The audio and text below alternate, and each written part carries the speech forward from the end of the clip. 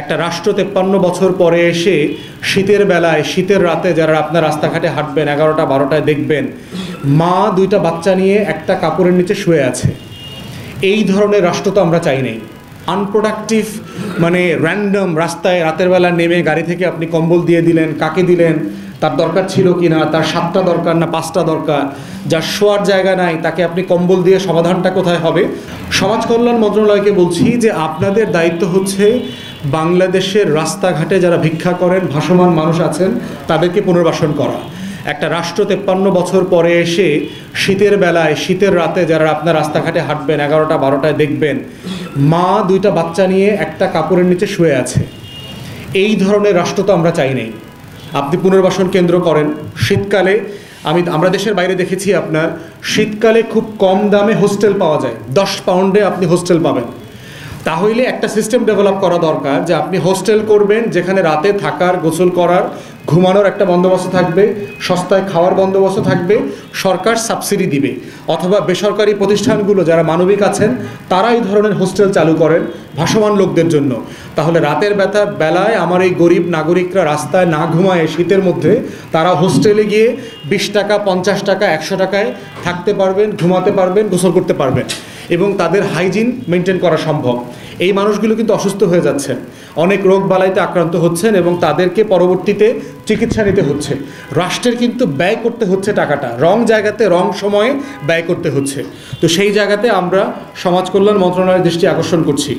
বেসরকারি উদ্যোগেও যারা করছেন তাদেরকে আমরা আবেদন করব যে দয়া করে আপনারা এরকম আনপ্রোডাক্টিভ মানে র্যান্ডম রাস্তায় রাতের বেলা নেমে গাড়ি থেকে আপনি কম্বল দিয়ে দিলেন, কাকে দিলেন, তার দরকার ছিল কি না, তার 7টা দরকার না 5টা দরকার, যার শোয়ার জায়গা নাই তাকে আপনি কম্বল দিয়ে সমাধানটা কোথায় হবে সেটা আমাদের আর একটু ভেবে দেখা দরকার তাদের, যে আসলে কোন জায়গাতে হেল্প করলে এই গরিব মানুষগুলোর, ভাসমান মানুষের সবচেয়ে উপকার হবে।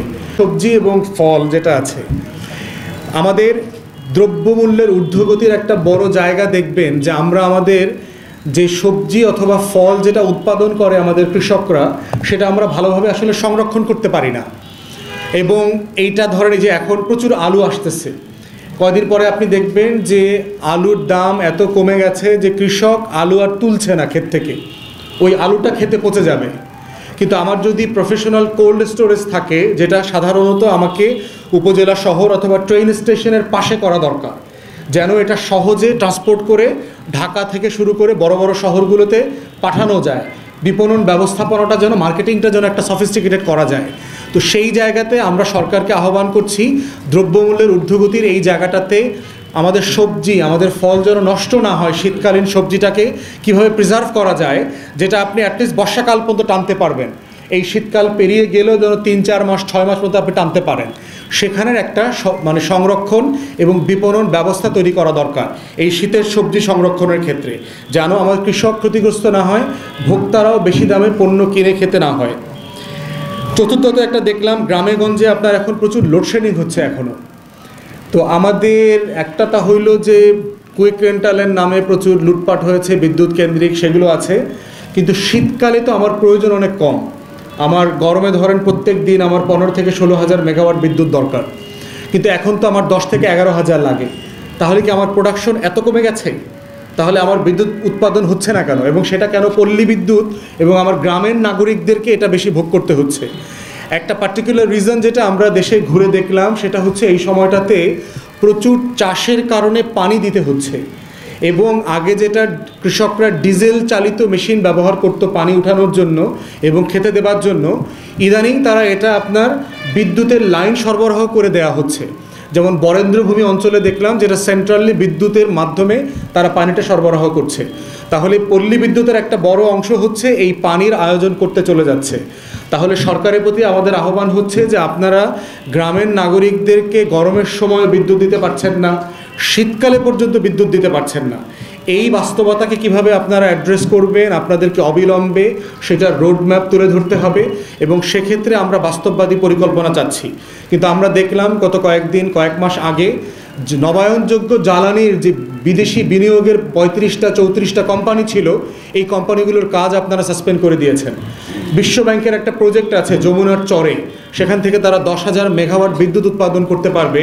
যেহেতু এখানে লুটপাটের সুযোগ নাই, আমলারা এই প্রজেক্টটা চালু করার ব্যাপারে কোনো আগ্রহ দেখাচ্ছে না, এবং এটার পুরো ফান্ড বিদেশ থেকে আসবে, বাংলাদেশকে একটা টাকা খরচ করতে হবে না। তাহলে এই বিদেশি বিনিয়োগগুলো আমি কেন নিচ্ছি না? আমার উৎপাদন কেন বাড়াচ্ছি না?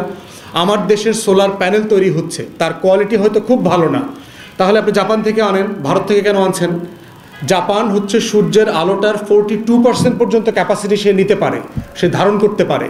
তাহলে একটা best quality solar panel either আমাকে তৈরি করতে হবে আমার দেশে, তা না হলে বেস্ট কোয়ালিটি প্রযুক্তি ট্রান্সফারের চুক্তিতে আমাকে তাকে আনতে হবে। এনে নবায়নযোগ্য জ্বালানির কোম্পানিগুলোকে আপনি সচল করেন, যমুনার চরে বিশ্ব ব্যাংকের যে প্রজেক্ট আছে সেটাকে সচল করেন, সচল করে বিদ্যুতের প্রক্রিয়াটাকে কিভাবে কুইক রেন্টালের এই লুটপাটের বাইরে নিয়ে আসা যায় এবং জনবান্ধব করা যায়, সেই জায়গাতে আমরা সরকারের প্রতি আহ্বান জানাচ্ছি। শীতকালীন আরেকটা জনদুর্ভোগ হচ্ছে রোড অ্যাক্সিডেন্ট।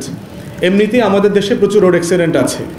যেহেতু আমাদের ট্রাফিক সিগন্যাল সিস্টেম নাই বাংলাদেশে, আমাদের এই ধোঁয়া এবং কুয়াশার কারণে রাস্তাঘাটের পরিবেশ আরও বেশি অনিরাপদ হয়ে গেছে, এবং প্রচুর দুর্ঘটনা দেখবেন গরমের সময় থেকে শীতকালে বেড়ে যায়। অতএব যে যে জায়গাগুলোতে অ্যাক্সিডেন্ট হচ্ছে, এই জায়গাগুলোর ব্যাপারে কিন্তু বুয়েট যাত্রী কল্যাণ সমিতি, বুয়েটতে, তারপরে হচ্ছে আপনার রোড সেফটি ফাউন্ডেশন, নিরাপদ সড়ক চাই আন্দোলন, এদের প্রত্যেকের কিন্তু গবেষণা আছে যে কী কী করা দরকার ইমিডিয়েটলি, কোন কোন রাস্তার কোন কোন এলাকার শহরের মোড়ে স্পিড ব্রেকার বসানো দরকার অথবা অন্য কোনো ইউটার্নের ব্যবস্থা করা দরকার। আমরা দ্রুত গতিতে অবিলম্বে সরকারকে আহ্বান করছি এগুলোর উদ্যোগ নেন। শীতকালে আমার হাজার হাজার নাগরিককে এই রাস্তার দুর্ঘটনা থেকে তাদেরকে বাঁচান। সর্বশেষ যেটা বলছি সেটা হচ্ছে যে বাংলাদেশ থেকে শীতের আয়োজন, শীতের উৎসবগুলো হারিয়ে যাচ্ছে। আমাদের যে নবান্ন ছিল, আমাদের সংস্কৃতি ধারণ করবার যে পিঠা পায়েসের যে আয়োজনগুলো ছিল আমাদের গ্রামে গঞ্জে, সেগুলো হারিয়ে যাচ্ছে। আমাদের যে সংস্কৃতি মন্ত্রণালয় আছেন যিনি দায়িত্বে, তাকে দৃষ্টি আকর্ষণ করছি যে আমাদের এই হাজার বছরের যে আমার এই জমিনের, আমার এই জনপদের যে ঐতিহ্য, আমার যে শীতকালের আমেজ ধরে রাখার যে ঐতিহ্য, সেটাকে স্কুল, কলেজ, বিশ্ববিদ্যালয়, পাড়ায়, মহল্লায়, গ্রামে গঞ্জে কিভাবে কালচার আকারে, আমার যাপিত জীবন আকারে তুলে ধরা যায়, সেই ব্যাপারে আপনারা ইমিডিয়েটলি উদ্যোগ নেবেন এবং আমার শীতকালীন অনুষ্ঠানটাকে, আমার শীতকালীন সংস্কৃতিকে জাতির কাছে এবং বিদেশের কাছে তুলে ধরবেন। এইটা একটা বড় জায়গা আমার জাতিকে জাতি হিসাবে পৃথিবীর কাছে তুলে ধরবার, এবং সেই জায়গাতে আমরা দাবি করছি শীতকালীন যে আয়োজনগুলো আমরা ছোটোবেলায় দেখেছি সেগুলো সংরক্ষণ করে নতুন প্রজন্মের উপযোগী করে আরবান সেটআপে সেগুলো ফিরায় নিয়ে আসা দরকার। তো এই বাস্তবতাগুলো, এই 6টা বিষয় আপনাদের মাধ্যমে আমরা সরকার এবং জাতির কাছে আজকে তুলে ধরলাম। আপনাদের কোনো প্রশ্ন থাকলে আপনারা করবেন। আমাদের ব্রিফিং পর্ব এখানে শেষ। সবাইকে ধন্যবাদ।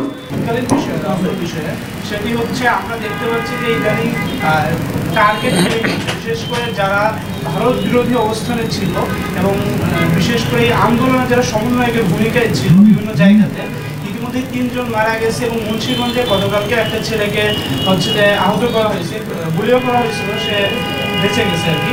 এবং চট্টগ্রামের জসিমখানে একটা ছেলে মারা গেছে সমন্বয়ের জন্য স্থানীয়ভাবে। তো এই ক্ষেত্রে আসলে সরকারের কি কোনো ব্যর্থতা দেখছেন? একটা বিষয় হচ্ছে যে আমরা 3টা মৃত্যুর কথা শুনেছি, দেখলাম পত্রিকাতে। ঢাকা বিশ্ববিদ্যালয়ে গতকালকে মিছিল মিটিংও হয়েছে এগুলো নিয়ে। এখন পর্যন্ত এটা টার্গেট কিলিং কিনা, এটা অন্য কোনো মতলব আছে কিনা, এখানে আওয়ামী লীগ এবং ভারতের পরিকল্পিত যৌথ কোনো স্যাবোটাজ আছে কিনা, সেটা তো আসলে তদন্ত করে সরকারকে বের করতে হবে। বাংলাদেশে আইনশৃঙ্খলা বাহিনী এখন পর্যন্ত তো সরকারকে খুব সাহায্য করছে বলে মনে হচ্ছে না। আমাদের গোয়েন্দা সংস্থা এবং আইনশৃঙ্খলা বাহিনীর এই কাজগুলো সিরিয়াসলি খতিয়ে দেখা দরকার। পুলিশ এবং স্বরাষ্ট্র মন্ত্রণালয়ের সিনিয়র ম্যানেজমেন্টে যে পরিবর্তন এসছে, তারা অত্যন্ত কম্পিটেন্ট অফিসার, খোদাবাস চৌধুরী, বাহারুল আলম সাহেব থেকে যারা আছেন, আমরা বিশ্বাস করি যে ওনারা এই জায়গাগুলোতে প্রফেশনালি বিষয়টাকে দেখবেন যে এটা আসলে অন্য কোনো কারণে এগুলো ঘটছে কিনা, চাঁদাবাজি হচ্ছে কিনা, এরপরে হচ্ছে কোনো আভ্যন্তরীণ, পারিবারিক, রাজনৈতিক, মহল্লার কোনো সংকট কিনা, মেয়ে ঘটিত কোনো বিষয় কিনা। অনেকগুলো বিষয় আমরা বিভিন্ন জায়গা থেকে শুনতে পাচ্ছি। তো এটা সমাধানে তদন্তের ভিত্তিতে আসতে হবে। গুজবমুখী না হয়ে অপ্রয়োজনে ভয় ছড়ানোটা আমাদের জন্য ন্যায্য হবে না। আমরা সরকারের উপর আস্থা রাখতে চাই, তদন্ত সংস্থা এবং বিচারের উপর আস্থা রাখতে চাই খুব, বাট রোবাস্টলি এটা করা দরকার। যেন জনগণের আস্থাহীনতা তৈরি না হয়, তাই অন্তর্বর্তীকালীন সরকারের যারা প্রাসঙ্গিক আছেন, দায়িত্বশীল মহল আছেন, তারা এগুলো কাজ করবেন এবং জনগণকে আশ্বস্ত করবেন যে আসলে কি হয়েছে।